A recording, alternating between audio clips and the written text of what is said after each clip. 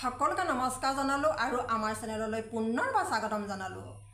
কালি 10টা টেট ইউনিয়নৰ আহ্বান ক্ৰমে দেশ যোৱা যি প্ৰতিবাদ হৈছিল তাৰে কিছু অংশ আপোনালোকক দেখাবলৈ চেষ্টা কৰিছো।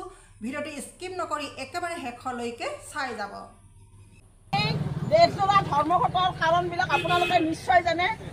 মূলতঃ চৰকাৰৰ জনবিৰোধী নীতি প্ৰত্যাহাৰৰ দাবীত আজি ভাৰতবৰ্ষৰ সকলো প্ৰান্তৰ সকলো জিলাৰ মানুহ এনেধৰণে ৰাজপথত ওলাইছে। হয় 2-4 ঠাইত পুলিচে অলপমান বাদ ভেটিছে, পুলিচৰো উপায় নাই, চৰকাৰৰ ভাত খাইছে, সেইকাৰণে পুলিচে বাদ ভেটিছে। কথা হ'ল কিছুমান পুলিচে বাটো এৰি দিছে, কিয় মানৱতা তেওঁলোকৰ পুলিচ হ'ব পাৰে, কিন্তু মানৱতাটো তেওঁলোকৰ লগত আছে। গতিকে মানুহৰ স্বাৰ্থত তেওঁলোকে কেতিয়াবা চৰকাৰৰ লগত বিৰোধিতা কৰিব। মোৰ বোধেৰে, মোৰ ব্যক্তিগত মত লাগে, কাৰণ আজি সাধাৰণ শ্ৰেণীৰ মানুহৰ আলৈ আঁথনি নোহোৱা হৈছে, শ্ৰমিক কৰ্মচাৰীবিলাকৰ আলৈ আঁথনি নোহোৱা হৈছে, আঁচনিভুক্ত কৰ্মচাৰীয়ে জলকাই পানী খাইছে। এইখন চৰকাৰে আজি চৰকাৰী পক্ষৰ কেন্দ্ৰীয় মন্ত্ৰী নীতিন গাডকাৰীয়ে কৈছে চৰকাৰৰ জনবিৰোধী নীতিৰ কথা, পুঁজিপতিক চৰকাৰে ধনী কৰাৰ কথা। গতিকে সকলোৱে শুনক, বৰ্তমান আমাৰ এই জিলাত যিবিলাক মানুহ আশে পাশে থিয় হৈ আছে, আপোনালোকৰ স্বাৰ্থতো আমি এনেদৰে ৰাজআলিত চিঞৰিব কাৰণে বাধ্য হৈছো। আজিৰ এই কাৰ্যসূচীৰ মূলতঃ দাবী, চৰকাৰৰ জনবিৰোধী নীতি আছে, শ্ৰমিক কোড বাতিল কৰিব লাগে।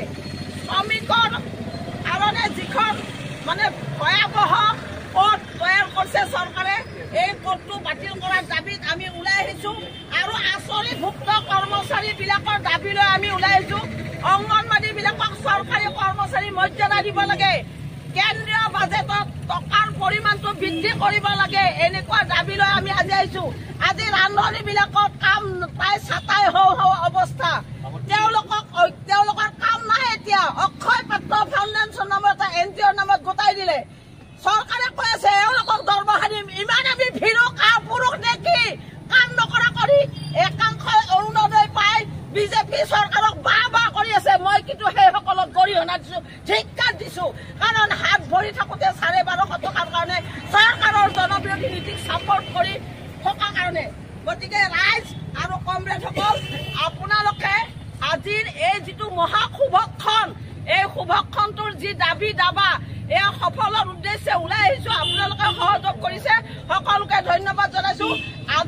আজিৰ এই কাৰ্যসূচীৰ যদি দাবী দাবাবোৰ চৰকাৰে কোনো ফলো নকৰে, তেতিয়াহ'লে আমাৰ এই আন্দোলন চলিছে অনাগত দিনলৈকে চলিয়ে থাকিব। ইনকলাব জিন্দাবাদ, শ্ৰমিক ঐক্য জিন্দাবাদ, ধন্যবাদ।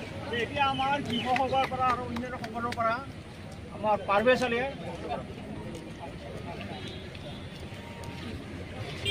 আজি এই ধৰ্মঘটত অংশগ্ৰহণ কৰা আমাৰ বিভিন্ন ট্ৰেড ইউনিয়ন, শ্ৰমিক সংগঠনৰ নেতৃবৃন্দ তথা শ্ৰমিক বন্ধু বান্ধৱী ৰাইজসকলক মই প্ৰথমে বৈপ্লৱিক অভিনন্দন জনাইছো, লাল চালাম জনাইছো।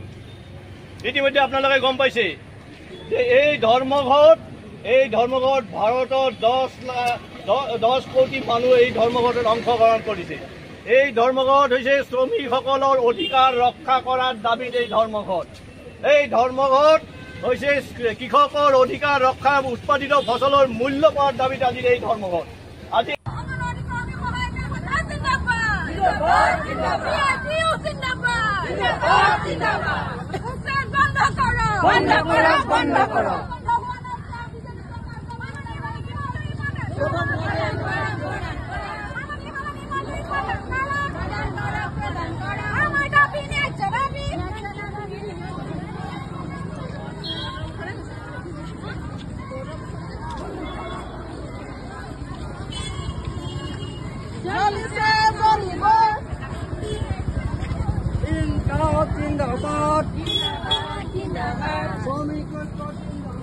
জিন্দাবাদ, জিন্দাবাদ,